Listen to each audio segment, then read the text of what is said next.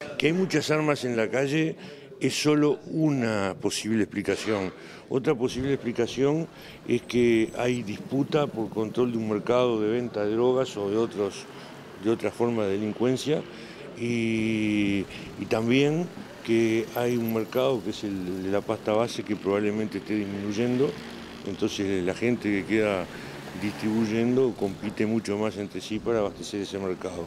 Respecto a las armas, nosotros presentamos un proyecto de ley, está en el Parlamento el proyecto de ley de regulación del uso de armas, de tenencia de armas, y establece delitos. Hubo gente que dijo, no, eso es tratar de desarmar a las personas de bien.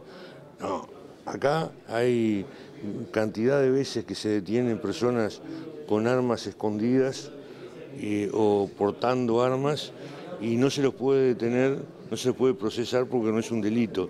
Y sin embargo uno sabe que esa gente tiene esas armas para delinquir.